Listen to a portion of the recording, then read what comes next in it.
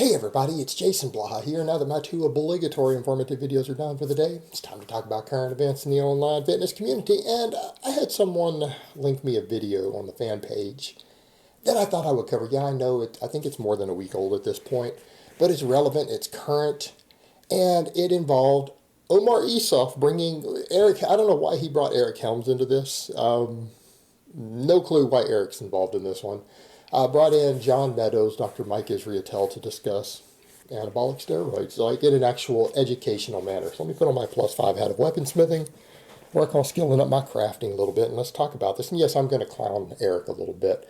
And you guys know why I clown Eric. I clown Eric because he's one of the guys who came out and tries to pretend that natural bodybuilders can reach sizes that he and none of his clients ever reach, and that accusations of anabolic use for people who reach a threshold that he, with a PhD and over a decade of training, has never been able to reach himself, and that his clients don't even reach, of saying, hey, that might be suspect for being on anabolics, while not admitting at the same time that he must suck as a coach. If he can't get guys anywhere near the natural limit that a lot of us are setting for lean people who have a certain fat free mass index, if he can't get people even close to what we're calling the natural limit, those of us who discuss this, then he must not be a very good coach. And he's not willing to admit that hypocrisy, so I'm going to slam him for that. He's basically just defending all his buddies who are fake natties out there.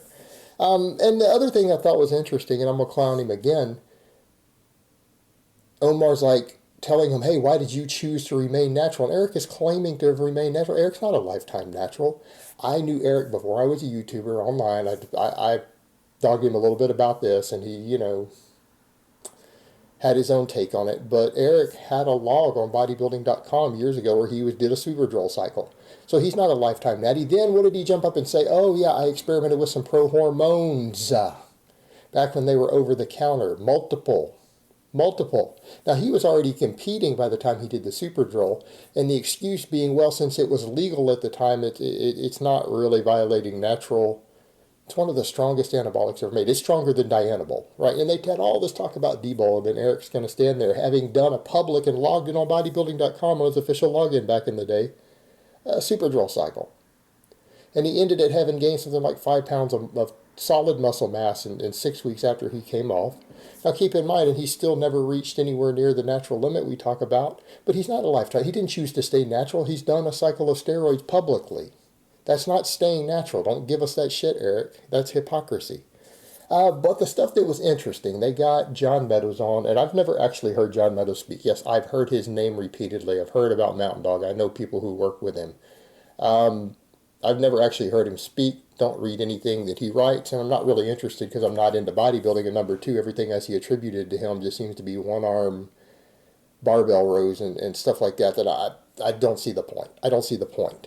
Then I'm not saying he probably isn't a knowledgeable lifter. I'm not saying he probably isn't a good coach, because I don't really know. I don't know anything about him other than the only thing I know about him is that he's a fan of doing one-arm rows with a barbell, which I don't get. That's fine if that's what he wants to do. That's cool.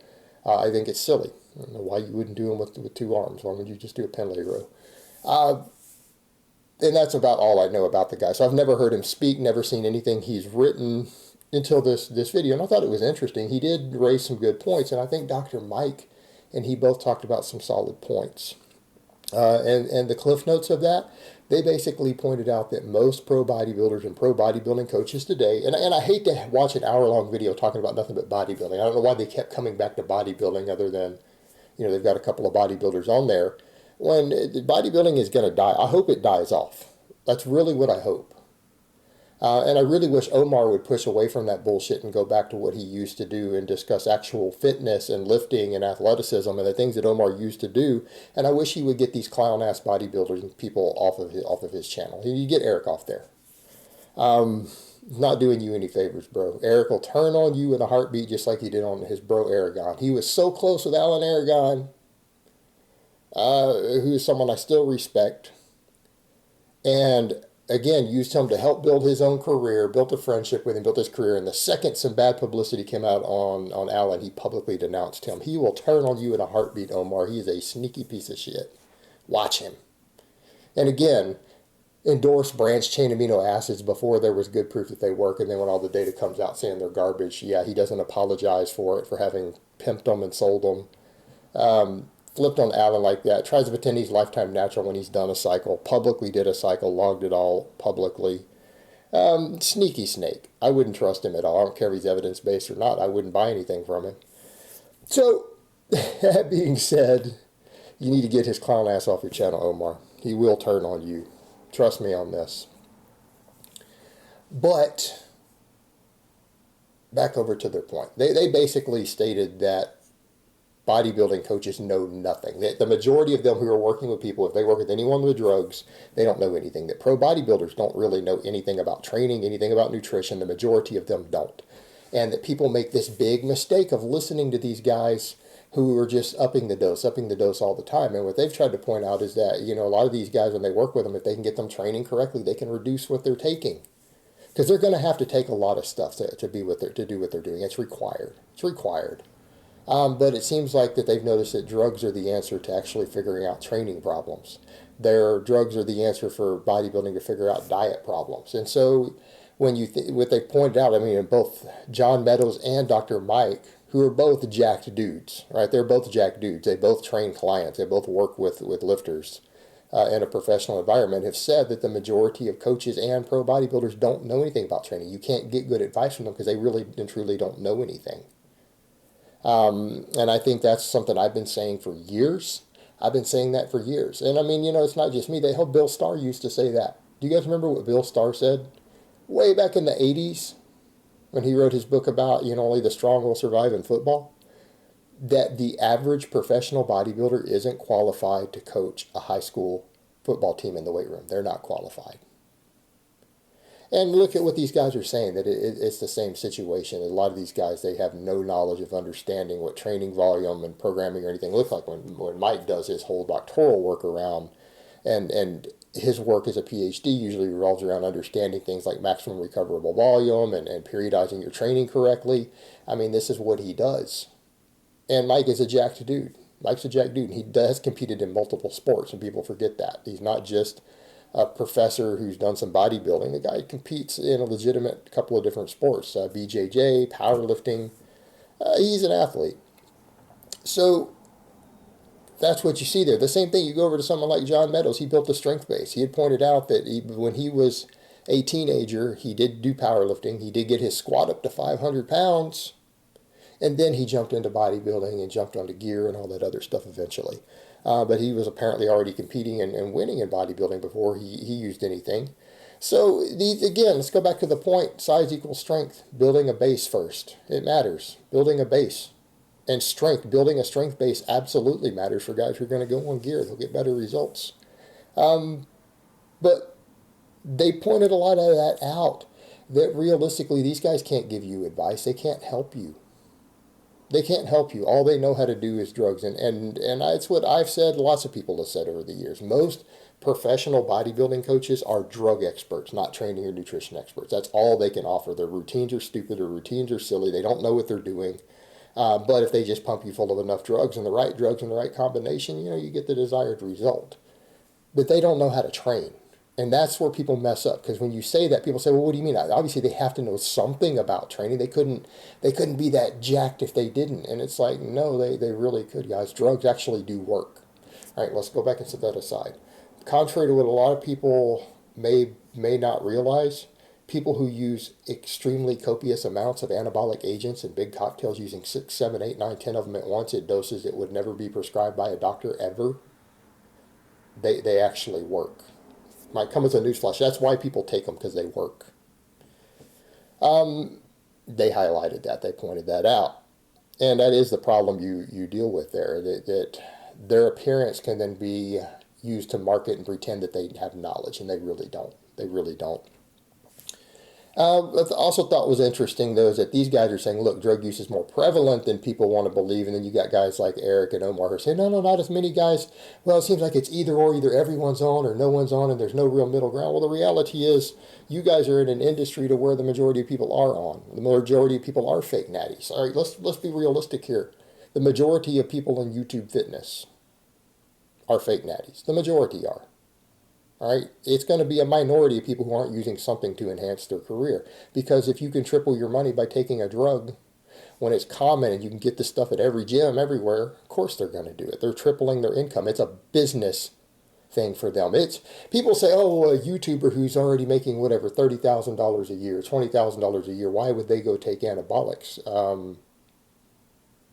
Why wouldn't they? That's a business decision. That's no longer ego at that point. That's about tripling their money. That's about going from making $20,000 or $30,000 a year under YouTube to making a six-figure income just because you dramatically look better and get stronger and bigger and leaner. Right? There's a real immediate financial benefit to those people to do that. So they're dealing in their own different world, and they damn well know that that's the reality. They damn well know that. The other thing I thought was fascinating, though, is that they did point out, and they'll say things like, or Eric kind of said, I don't like that everyone wants to pretend you can't do anything without drugs. And that's true. I agree with that. They're saying, like no one's ever reached a 500 squat without drugs. I squatted 475 completely clean in my 20s before I tried anything. 475, I got pretty close to 500 completely clean. I've squatted over 500 after being off gear later.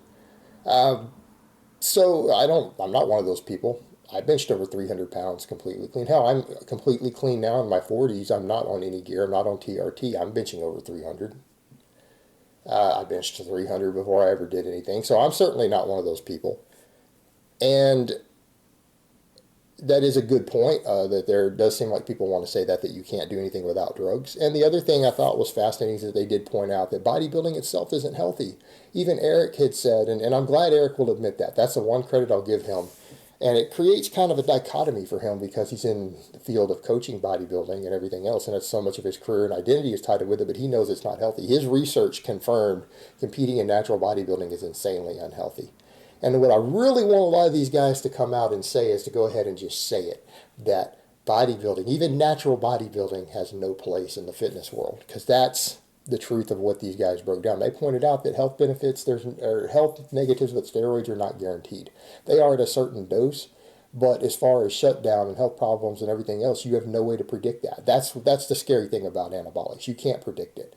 But you can't also say that if a person, and this is again, guys like Mike, who's got a PhD, he's an expert in the field, he's even saying, look, there's no way to guarantee. One person might get health effects on 500 milligrams. It could hurt them. And someone else can do grams and grams a week for years and years and come off and their testosterone comes back and they don't seem to have suffered any harm, like no negative health effects. It does happen. And you get people who actually get hurt on 500 milligrams and get permanent shutdown after one cycle and their system never comes back online. So that's kind of the point that they made, that there's no way to predict that.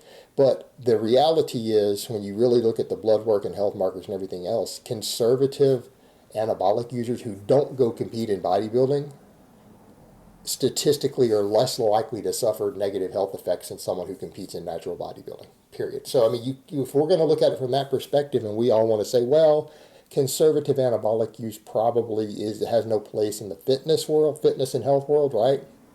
Then we damn sure should be saying that natural bodybuilding has no place there either. Why?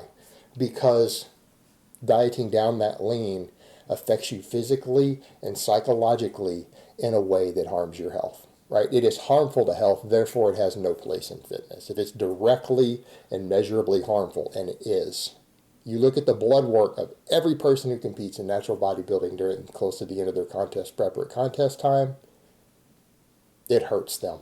That is a measurable, quantifiable negative health effect. It's harmful. It is harmful to the person, and not to mention the psychology of it. So I'm glad that they pointed that out. There's even Eric said, look, we tell people to very seriously think through before they compete. Don't compete lightly because it has risk. It has consequences. And he's having to say that because I think his conscience gets to him with that at some point. He realizes that. So maybe he does have a bit of a conscience when he does actually recognize that at the professional level. Again, something he's got to think about. Someone who's promoting even the natural stuff and health and everything else and realizing competing in bodybuilding is unhealthy.